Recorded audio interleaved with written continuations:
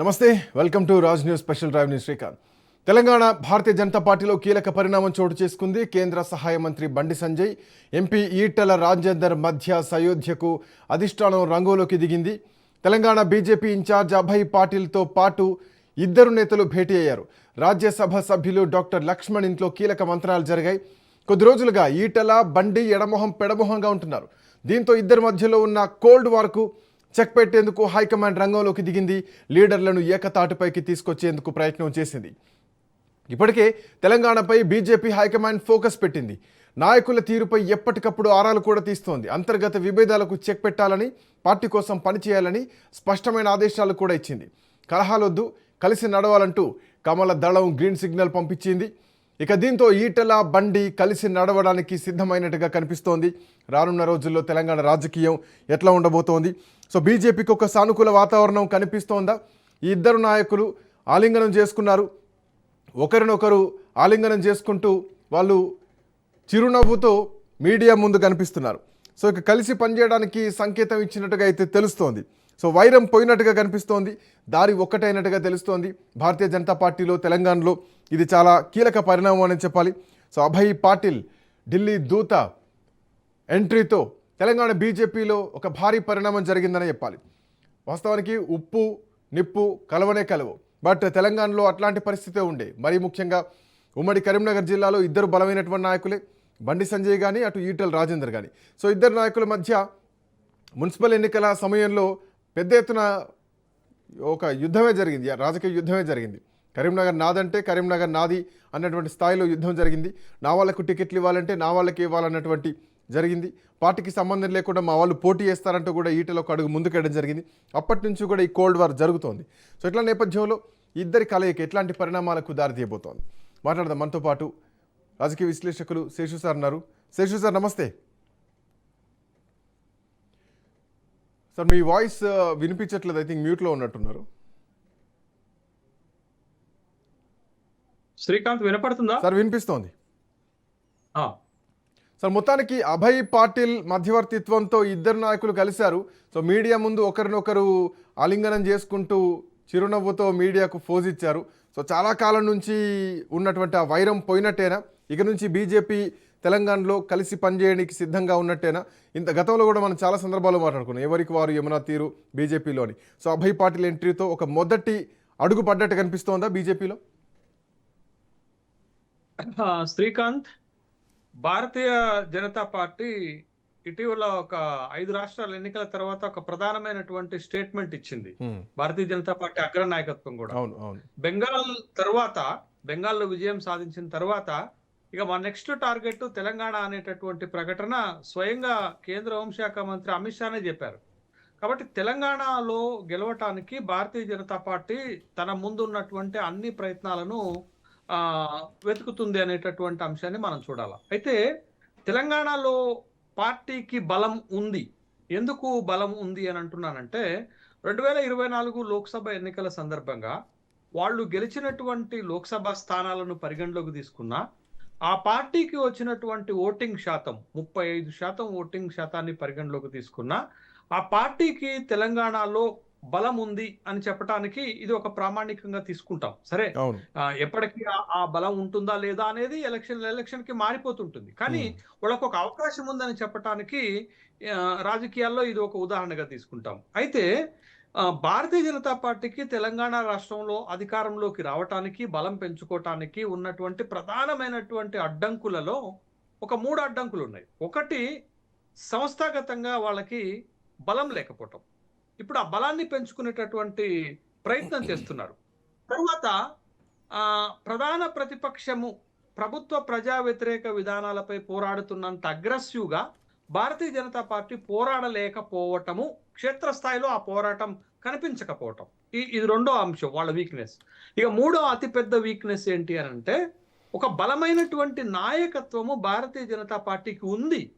8 మంది ఎంపీలు, 8కి 8 మంది కూడా ప్రజల్లో వ్యక్తిగత బలం ఉన్నటువంటి వాళ్లే, ఒక బలమైనటువంటి నాయకత్వం ఇవ్వగలిగినటువంటి అనుభవం ఉన్నటువంటి వాళ్లే. అట్లాంటి వాళ్లలో కిషన్ రెడ్డి దగ్గర నుంచి బండి సంజయ్ వరకు, డికే అరుణ వరకు, కొండా విశ్వేశ్వరరెడ్డి వరకు, రఘునందన్ రావు వరకు చూస్తే ఒక బలమైన నాయకత్వం ఉంది.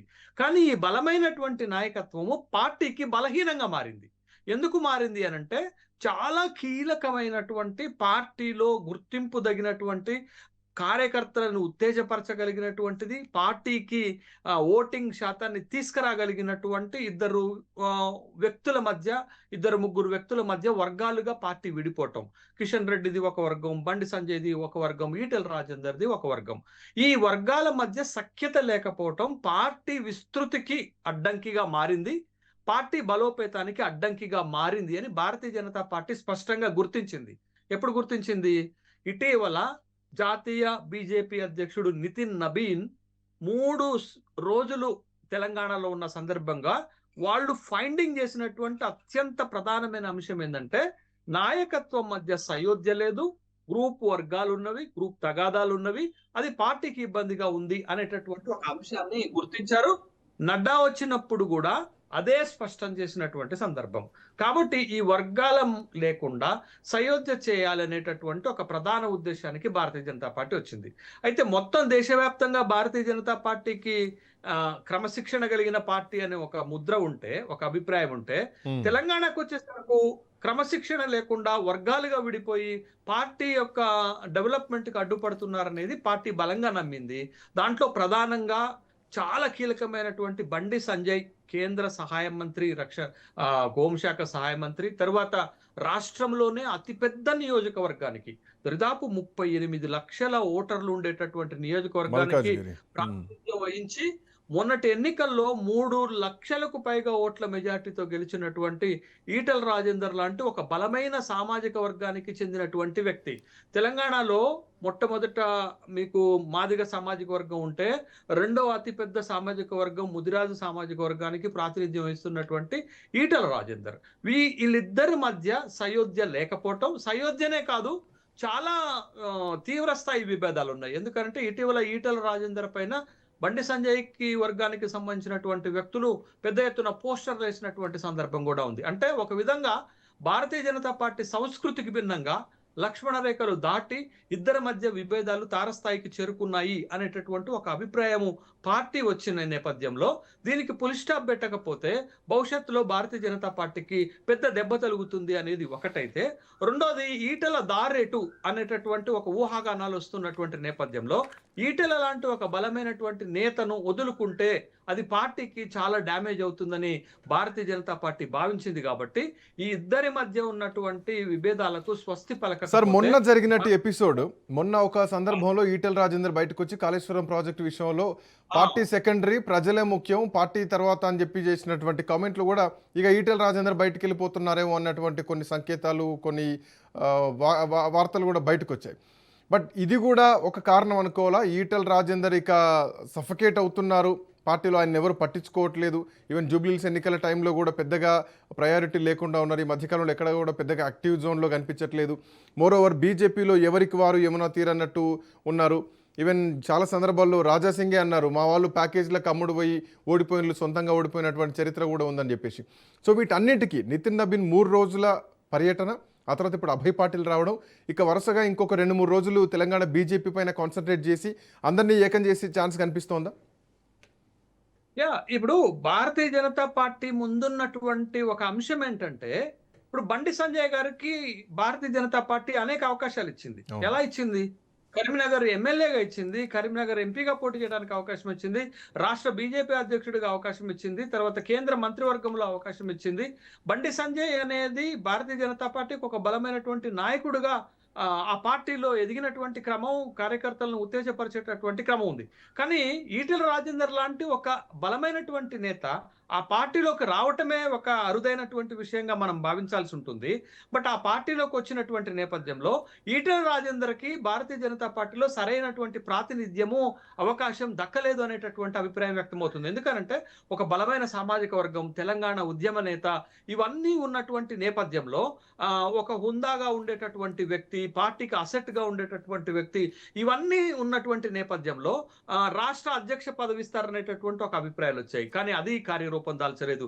కేంద్ర మంత్రివర్గంలో అవకాశం దొరుకుతుంది అని భావించారు, కానీ అది కార్యరూపం దాల్చలేదు. కాబట్టి ఇటీవల అటు కాళేశ్వరం విషయంలో కానీ పార్టీలో మొత్తానికి బీజేపీకి సానుకూల వాతావరణం రాబోతోందా? నిన్న ఈటెల రాజేందర్తో అభయ్ పాటిల్ భేటీ తర్వాత ఈరోజు డాక్టర్ లక్ష్మణ్ రాజ్యసభ సభ్యులు ఆయన ఇల్లు వేదికగా ఈరోజు జరిగినటువంటి ఈ సమావేశం ఇంకా హైకమాండ్ సూచనలతోటి ఈ భేటీ జరిగింది. హైకమాండ్ తెలంగాణను కాన్సన్ట్రేట్ చేస్తోంది అని చెప్పడానికి ఇది నిదర్శనంగా కనిపిస్తోంది. అయితే ఇట్లాంటి వైరాలు భారతీయ జనతా పార్టీలో చాలా ఉన్నాయని చెప్పాలి. సో రెండు బిగ్గెస్ట్ పిల్లర్స్కి మధ్యలో ఈరోజు సయోధ్య కుదిరింది, స్పష్టంగా కనిపిస్తోంది. వాళ్ళిద్దరూ కలిశారు, వాళ్ళిద్దరూ అంటే ఇద్దరు ఇంకా మాట్లాడకపోయినా కానీ దీనిపైన రాజ్యసభ సభ్యులు మాట్లాడడం జరిగింది. మాకు ఎట్లాంటి పొరపొచ్చాలు లేవు, మేము ఖచ్చితంగా అధికారంలోకి వస్తామన్నటువంటి ధీమాను వ్యక్తం చేస్తున్నారు. శేషు సార్. అదే శ్రీకాంత్, ఇప్పుడు మీరు చెప్తున్నట్టు ఈ ఇద్దరి మధ్య అగాధాన్ని లేకపోతే విభేదాలను తొలగించకపోతే అది పార్టీకి నష్టం. కాబట్టి పార్టీ జోక్యం చేసుకొని న్యూట్రల్ గా పార్టీలో సీనియర్ నేత అయినటువంటి లక్ష్మణ్ మధ్యవర్తిత్వంతో, అభయ్ పాటిల్ నేతృత్వంతో ఇద్దరిని మధ్య ఉన్నటువంటి అభిప్రాయ భేదాలను తగ్గించేటటువంటి ప్రయత్నం చేశారు. అయితే ఇద్దరు పార్టీకి పని చేయాల్సినటువంటి అవసరం ఉంటుంది కాబట్టి, ఇద్దరు అధిష్టానం చెప్పినట్లు వినాల్సినటువంటి అవసరం ఉంటుంది కాబట్టి, ముఖ్యంగా మోడీ అమిత్ షా చెప్పినటువంటి విషయాలను వాళ్ళు పాటించాల్సినటువంటి అవసరం ఉంటుంది కాబట్టి, బట్ ఇద్దరి మధ్య సయోధ్య కుదిరినట్టుగా మనకి తెలుస్తుంది. బట్ ఇది పార్టీకి ఉపయోగపడుతుంది, పార్టీకి బలం చేకూరుస్తుంది, పార్టీకి లాభం చేకూరుస్తుంది. కాబట్టి భారతీయ జనతా పార్టీ ఇద్దరిని కలిపింది. అయితే ఎంతకాలం ఇద్దరు పరస్పర నమ్మకంతో పార్టీలో పనిచేస్తారు అనేది చాలా ఇంపార్టెంట్. ఎందుకనంటే ఈటల రాజేందర్కి ఇలా అవకాశాలు దక్కకుండా, సపోజ్ కేంద్ర మంత్రివర్గంలో రేపు విస్తరణ ఉంది కాబట్టి దాంట్లో అవకాశం దక్కుతుందనే అభిప్రాయాలు ఉన్నాయి. ఒకవేళ అవకాశం దక్కకపోతే, రాజేందర్కి ఇప్పుడు ఉన్నటువంటి పరిస్థితి కంటే మెరుగైనటువంటి అవకాశాలు దక్కకపోతే, ఇప్పుడు కుదిరినటువంటి సయోధ్య ఎంతకాలం ఉంటుంది, ఇద్దరు పరస్పర నమ్మకంతో పనిచేస్తారా అనేటటువంటిది ఒకటైతే, అత్యంత కీలకమైన అంశం ఏంటంటే ఇద్దరు ఒకే జిల్లాకు సంబంధించినటువంటి వాళ్ళు. ఇంకొక ముఖ్యమైన విషయం ఏంటంటే 4 సార్లు రాజేందర్ గారు ప్రాతినిధ్యం వహించినటువంటి హుజురాబాద్ కరీంనగర్ పార్లమెంట్ కి పరిధిలోకి వచ్చేటటువంటి అంశం. అక్కడ కదా వీళ్ళిద్దరి మధ్య విభేదాలు పెద్ద ఎత్తున ఉన్నది. కరీంనగర్ లో ఎవరి ఆధిపత్యం ఉంటుంది, కరీంనగర్ ఎవరి వైపు ఉండటానికి ఇష్టపడుతుంది అనేటటువంటి ప్రశ్నలు కూడా వస్తాయి. ఎందుకనంటే మీరు గ్రామ పంచాయతీ ఎన్నికల్లో 2 వర్గాలు కలిసి అభ్యర్థులు నిలబెడితే ఇద్దరికి నష్టం జరిగినటువంటి సందర్భాలు కొన్ని గ్రామాల్లో జరిగింది. కానీ మీకు అదే మున్సిపల్ ఎన్నికలకు వచ్చేసరికి రాజేందర్ గారు జోక్యం చేసుకోలేదు. ఏది మీకు హుజురాబాద్ లో ఉన్నటువంటి 2 మున్సిపాలిటీలో జోక్యం చేసుకోలేదు. హుజురాబాద్ మున్సిపాలిటీలో కానీ అటు జమ్మికుంట మున్సిపాలిటీలో జోక్యం, రెండిట్లో బీజేపీ ఓడిపోయింది. రెండిట్లో బీజేపీ 3వ స్థానానికి పరిమితం అయిపోయినటువంటి సందర్భాన్ని మనం చూసాం. కాబట్టి ఇప్పుడు ఈ ఒకే జిల్లాకు చెందినటువంటి ఇద్దరు, రాష్ట్రంలో కీలకమైనటువంటి నాయకులైనటువంటి ఇద్దరు ఇప్పుడు తాత్కాలికంగా అధిష్టానం చెప్తే సయోధ్య కుదిరితే ఎంతకాలం ఈ సయోధ్య ఇద్దరి మధ్య కొనసాగుతుంది, ఎంతకాలం పరస్పర విశ్వాసంతో ఇద్దరు కలిసి పనిచేస్తారు, వీళ్ళిద్దరూ కలిసి పనిచేస్తే భారతీయ జనతా పార్టీకి ఖచ్చితంగా ఒక స్ట్రెంగ్త్ అవుతుంది, ఒక బలం అవుతుంది. భారతీయ జనతా పార్టీ ఎన్నికల్లో కొట్లాడటానికి 2 ఫోర్సెస్ బలంగా ఉపయోగపడేటటువంటి అవకాశం కూడా ఉంది. సార్ ఇక్కడ ఈ ఇద్దరు ఎంతవరకు నమ్మకంగా, సార్ మీ వాయిస్ రావట్లేదు, శేషు సార్ మీ వాయిస్ రావట్లేదు, ఐ థింక్ సో ఇద్దరు నాయకులు కలవడం ఆఫ్ కోర్స్ బీజేపీకి చాలా ప్లస్ పాయింట్ అని చెప్పినా కానీ ఇద్దరు నాయకులు ఎంతవరకు కలిసి పనిచేస్తారు అన్నది ఒక ప్రశ్న కనిపిస్తుంది. ఎందుకంటే ఇద్దరు బలమైనటువంటి సామాజిక వర్గానికి చెందినటువంటి వాళ్ళు, బలమైనటువంటి కార్యకర్తలు ఉన్నటువంటి వాళ్ళు, అట్ సేమ్ టైం బలమైనటువంటి వ్యక్తులు కూడా, ఒకరు కేంద్ర సహాయ మంత్రిగా ఉన్నారు, ఇంకొకరు మాజీ మంత్రిగా ఉన్నారు. సో భారతదేశంలోనే అతిపెద్ద నియోజకవర్గం అయినటువంటి పార్లమెంట్ నియోజకవర్గం అయినటువంటి మల్కాజ్గిరి నియోజకవర్గం నుంచి ఈటెల రాజేందర్ ప్రాతినిధ్యం వహిస్తున్నారు. సో వీళ్ళ మధ్యలో పంచాయతీ ఎన్నికల్లో వచ్చినటువంటి పంచాయతీ, సో మొత్తానికి ఆల్మోస్ట్ 1 సంవత్సరం కాలం తర్వాత ఈరోజు ఒక శుభం కార్డు పడ్డట్టే కనిపిస్తోంది. బట్ దీన్ని పాస్ లాగా చూడాలా, ఫుల్ స్టాప్ లాగా చూడాలా అన్నది మాత్రం రానున్నటువంటి కాలం నిర్ణయిస్తుంది. సో ప్రస్తుతానికి మాత్రం బీజేపీకి అయితే ఈ అంశంతో కొంత సానుకూల వాతావరణం అయితే కనిపిస్తోంది. అయితే శేషు సార్ ఇక్కడ ఇంకా కొన్ని అంశాలు చూసుకోవాలి. ఎందుకంటే జూబ్లీహిల్స్ ఎన్నికల టైంలో నిజామాబాద్ ఎంపీ అరవింద్ కూడా ఒక మాట అన్నారు, నేను అక్కడికి వచ్చి ప్రచారం చేయలేకపోవచ్చు, కానీ ఇక్కడి నుంచి నేను వాళ్ళకంటే ఎక్కువ ప్రచారం చేస్తా అన్నారు. లేదు ఏమైనా అడిగితే వాళ్ళని అడగండి, నన్ను ఎందుకు అడుగుతారు, మా అధ్యక్షుని అడగండి, కిషన్ రెడ్డి గారిని అడగండి, లేదంటే రామచంద్రరావు గారిని అడగండి. సో ఇవి అఫ్కోర్స్ పైకి అడగండి అన్నా కానీ ఏదో జరుగుతోంది బీజేపీలో, ఒకరికొకరికి పొసగట్లే అని చెప్పేసి. సో ఈ టూర్ ఏదైతే అభయ్ పాటిల్ ఉందో, సో ఈ అభయ్ పాటిల్ టూర్లో ఒక క్లియర్ కట్ మిగతా ఎంపీలతో కూడా భేటీ అయ్యేటువంటి అవకాశం కనిపిస్తోందా? సో మోడీ చెప్పినట్టు, అమిత్ షా చెప్పినట్టు నెక్స్ట్ త్రిలింగాన్ని టార్గెట్ చేస్తామని చెప్పినట్టు, సో దానికి ఏమన్నా స్టెప్స్ ఇక్కడ మనం ఎక్స్పెక్ట్ చేయొచ్చా?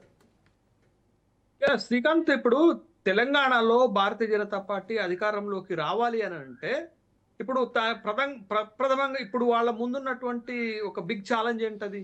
Big challenge GHMC. ఏంటి అని అంటే ఎక్కడైతే సెంట్రల్ తెలంగాణలో మాకు బలం ఉందని భారతీయ జనతా పార్టీ చెప్తుందో అక్కడ జరిగేటటువంటి లోకల్ బాడీ ఎలక్షన్, జిహెచ్ఎంసీలో ఉన్నటువంటి 3 కార్పొరేషన్లకు జరిగేటటువంటి ఎన్నికల్లో 3 కార్పొరేషన్లో తన బలాన్ని చూపించగలిగితేనే కదా మీకు పార్టీ శ్రేణుల్లో కానీ, కార్యకర్తల్లో కానీ, నాయకుల్లో కానీ నమ్మకం కలిగించేది. అట్లా నమ్మకాన్ని కలిగిస్తేనే పార్టీ భవిష్యత్తులో అధికారంలోకి రాగలుగుతుంది అనేటటువంటి విషయాన్ని మనం గమనించాలా. అది మీరు పదే ఓ మాట అంటున్నారు శ్రీకాంత్, ఏమంటారంటే జూబ్లీ హిల్స్ ఎన్నికను ఒక ఉదాహరణగా చెప్తున్నారు. జూబ్లీ హిల్స్ ఎన్నిక సందర్భంగా మనం చూస్తే హైదరాబాద్ లాంటి నగరంలో జరిగినటువంటి ఒక ఎన్నికలో భారతీయ జనతా పార్టీ డిపాజిట్ కోల్పోయింది. అదే 2023లో వచ్చినటువంటి ఓట్లు కూడా భారతీయ జనతా పార్టీ దక్కించుకోలేకపోయింది. చాలా లీస్ట్ ఓట్లు వచ్చినటువంటి సందర్భం భారతీయ జనతా పార్టీకి వచ్చిన సందర్భం చూసాం మనం. అయితే దాన్నే మనం పూర్తి స్థాయిలో ప్రామాణికంగా తీసుకోలేం కానీ, బట్ ఇప్పుడు ఈ జిహెచ్ఎంసీకి జరిగేటటువంటి ఎన్నికల్లో భారతీయ జనతా పార్టీ ఇటీవలని ఒక కమిటీ వేసింది. 4 కీలకమైనటువంటి లోక్సభ సభ్యులతోటి కమిటీ వేశారు. కిషన్ రెడ్డి గారు, అతని లోక్సభ పరిధి జిహెచ్ఎంసీ పరిధిలోకే వస్తుంది. తర్వాత ఈటల రాజేందర్ గారు, అతని నియోజకవర్గం కూడా జిహెచ్ఎంసీ పరిధిలోకి ఇప్పుడు పూర్తి స్థాయిలో వచ్చేస్తుంది. తర్వాత చేవెళ్ల కొండ విశ్వేశ్వర రెడ్డి గారిది కూడా అతని దాంట్లోకే వస్తుంది. వీళ్ళ ముగ్గురుతో పాటు రఘునందన్ లాంటి ఒక కీలకమైనటువంటి నేత, మెదక్ పార్లమెంట్, మెదక్ లోక్సభకి ప్రాతినిధ్యం వహిస్తున్నా బట్ జిహెచ్ఎంసీ ఇన్ఛార్జ్ గా వేశారు. వీళ్ళ 4 ఇన్ఛార్జ్ గా వేసి అక్కడ ఈ 4 గెలుపోవటంలో బాధ్యత తీసుకోవాలనేటటువంటి ఒక అభిప్రాయంతో వేశారు. మళ్ళీ వీళ్ళ 3 పార్లమెంటు సభ్యులు, లోక్సభ సభ్యుల యొక్క నియోజకవర్గాలు జిహెచ్ఎంసీ పరిధిలోకి వస్తాయి, 3 కార్పొరేషన్ల పరిధిలోకి వస్తాయి. కాబట్టి ఎంత మేరకు 2024 ఎన్నికలను పునరావృతం చేసి జిహెచ్ఎంసీ ఎన్నికల్లో బలాన్ని నిరూపించుకోగలుగుతారు అనేది భారతీయ జనతా పార్టీ భవిష్యత్ రాజకీయం ఆధారపడి ఇప్పుడున్నటువంటి పరిస్థితుల్లో భారతీయ జనతా పార్టీ పశ్చిమ బెంగాల్ గెలిచిన తర్వాత తెలంగాణను గెలుస్తామన్న ధీమా వ్యక్తం అన్నారంటే చేస్తున్నారు. బట్ తెలంగాణ రాజకీయాలు కంప్లీట్లీ డిఫరెంట్. ఎందుకంటే ఇక్కడ కేసీఆర్ ఆల్రెడీ ప్రతిపక్షంగా బలంగా ఉన్నటువంటి పరిస్థితి. So what I'm saying, Modi లాంటి ఒక శక్తి ఈరోజు అభయ్ పాటిల్ రూపంలో దూతగా వచ్చారు. తెలంగాణను కాన్సన్ట్రేట్ చేస్తూ స్పష్టంగా కనిపిస్తోంది. గతంలో చేరికల కమిటీ అని ఒకటి పెట్టారు, ఎక్కడా లేనిది. ఆ చేరికల కమిటీ ఎవరూ చేరకుండా అక్కడే ఆగిపోయింది. సో ఇప్పుడు ఇద్దరు కలిసిన తర్వాత ఏమైనా ఒక రోడ్ మ్యాప్ ఇచ్చి ఉండొచ్చా? రేపొద్దున చేరికల కమిటీ యాక్టివేట్ అయ్యేటువంటి అవకాశం ఉందా? ఈటల రాజేందర్ వైపు ఖచ్చితంగా ఈటల అంటే ఒక సింపతి ఉంటుంది, ఒక ఇష్టం అనేది బీఆర్ఎస్ పార్టీ నాయకులు ఖచ్చితంగా ఉంటుంది. కవిత ఎంత పార్టీ పోయినా కవిత వైపు పోయే వాళ్ళు ఖచ్చితంగా ఈటల వైపు పోయేటువంటి అవకాశం ఉంటుంది. సో ఈ రూట్ని ఎట్లా చూడొచ్చు, ఈ సెక్టర్ని ఎట్లా చూడొచ్చు? ఈటెల రాజేందర్ గారు భారతీయ జనతా పార్టీలో చేరినటువంటి సందర్భంలో ఎన్నికలకు ముందు చేరికల కమిటీ చైర్మన్ గా ఈటెల రాజేందర్ గారు వ్యవహరించారు. కానీ పెద్దగా న్యూట్రల్స్ గానీ ఇతర పార్టీలో ఉన్నటువంటి వాళ్ళని కానీ ఆకర్షించి భారతీయ జనతా పార్టీలోకి చేర్పించినటువంటి సందర్భము, ఒక బలమైనటువంటి నాయకులు వచ్చినటువంటిది కూడా మనం పెద్దగా చూడలేకపోయినాం. అక్కడక్కడ కొంతమంది వచ్చినప్పుడు కూడా వాళ్ళు అంత బలమైనటువంటి ఫ్యాక్టర్ గా భారతీయ జనతా పార్టీకి ఉపయోగపడలేదు. ఇది ఒక అంశం. అయితే మీరు అడుగుతున్నటువంటి ఇంకొక అంశం ఏంటంటే, మీకు తెలంగాణలో భారతీయ జనతా పార్టీది ఎలా ఉందంటే అంత సైక్లింగ్స్ ఉన్నాయి. ఓసారి వాళ్ళ ఓటింగ్ శాతం పెరుగుతుంది, మరొక శాతం ఒకసారి ఓట్ బ్యాంక్ తగ్గుతుంది. మీకు 7% నుంచి 14% పెరిగారు, 14% నుంచి 20% పెరిగారు, 20% నుంచి 35% పెరిగినటువంటి సందర్భాలు మనం చూస్తున్నాం. మళ్ళా లోకల్ బాడీకి వచ్చేసరికి మొన్న గ్రామ పంచాయతీ ఎన్నికలు, తర్వాత మున్సిపాలిటీ కార్పొరేషన్ ఎన్నికలకు వచ్చేసరికి ఒక కరీంనగర్ కార్పొరేషన్ లో బండి సంజయ్ నేతృత్వంలో గెలిచినటువంటి సందర్భం తప్ప, ఒక నిజామాబాద్ లో కొంచెం మెరుగైనటువంటి ఫలితాలు వచ్చాయి తప్ప మిగతా ఎక్కడ కూడా అలాంటి ఫలితాలు రాలేదు. మున్సిపల్ కార్పొరేషన్లలో కూడా, మున్సిపాలిటీలో కూడా అదే పరిస్థితి ఉన్నటువంటి నేపథ్యంలో ఇప్పుడు ఇంకొక కీలకమైనటువంటి అంశం చెప్తాను శ్రీకాంత్. ఇక్కడ మీకు దేశవ్యాప్తంగా జరిగిన రాష్ట్రాలలో భారతీయ జనతా పార్టీకి ఒక అనుకూలమైనటువంటి వాతావరణం ఏర్పాటైంది. కానీ నాకున్నటువంటి అంచనా ప్రకారం తెలంగాణలో అనేది ఒక 40 నుండి 50 లక్షల ఓట్లు తొలగేటటువంటి అవకాశం ఉంటుంది. బట్ దాంట్లో చనిపోయినటువంటి వాళ్ళ ఓట్లు ఎక్కువ ఉన్నప్పటికి కూడా తొలగించేటటువంటి ఓట్లలో ఎక్కువ శాతము సెంట్రల్ తెలంగాణలోనే ఉంటాయి. అది హైదరాబాద్ చుట్టుపక్కల ఉన్నటువంటి ఓటింగ్‌లోనే పెద్ద ఎత్తున పోతుంది. అక్కడ పోయేటటువంటి ఓట్లలో ఎక్కువగా భారతీయ జనతా పార్టీకి అనుకూలమైనటువంటి ఓట్లు పోయే అవకాశం ఉంది. అటు ముస్లిం మైనారిటీలకు సంబంధించినటువంటి ఓట్లు కొన్ని పోయేటటువంటి అవకాశం ఉంది. మరి ఆ పరిస్థితులలో ఎలా అనేది ఒక ప్రశ్న అయితే ఇక్కడ ఏంటి అనంటే 2023 ఎన్నికలకి, శాసనసభ ఎన్నికలకి, 2024 లోక్సభ ఎన్నికలకి చాలా తేడా వచ్చింది మనకి. ఆ తేడా ఏంటి అనంటే 23 ఎన్నికల్లో సెంట్రల్ తెలంగాణ బీఆర్ఎస్ కి అండగా నిలబడితే 24 ఎన్నికలలో సెంట్రల్ తెలంగాణ బీజేపీకి అండగా నిలబడింది. మీకు ఒక హైదరాబాద్ తప్ప సికింద్రాబాద్ వాళ్ళే గెలిచారా, చేవెళ్ళ వాళ్ళే గెలిచారా, మల్కాజిగిరి వాళ్ళే గెలిచారా? కాబట్టి ఆ విధమైనటువంటి ఒక అడ్వాంటేజ్ వచ్చినటువంటి నేపథ్యంలో బట్ ఆ అడ్వాంటేజ్ ని ఇప్పుడు రూపంలో ఏమన్నా పోతే గీతే నష్టం జరిగితే భారతీయ జనతా పార్టీకి దానికి అనుకూలమైనటువంటి ఓటింగ్ కి డిలీట్ అయ్యే అవకాశం ఉంది, నష్టం జరిగేటటువంటి అవకాశం ఉంది అనేటటువంటి అభిప్రాయం నాకు కలుగుతుంది. ఆ విధమైనటువంటి అభిప్రాయం ఉండొచ్చు అని నేను అనుకుంటున్నాను. బట్ దాన్ని ఎట్లా పార్టీ అధిగమిస్తుంది అనేది మనం చూడాలి. బట్ ఇప్పటికిప్పుడైతే హైదరాబాద్ జిహెచ్ఎంసీ ఎన్నికల్లో బీజేపీకి అనుకూలమైనటువంటి వాతావరణం లేదు. రెండోది, ఇప్పుడు కాంగ్రెస్ కి టఫెస్ట్ అపోజిషన్ ఏం కనపడుతుందనంటే మనకి బీఆర్ఎస్ కనపడుతుంది, బీజేపీ కనపడట్లేదు. బీజేపీ థర్డ్ ప్లేస్ లోకి వెళ్ళిపోయింది.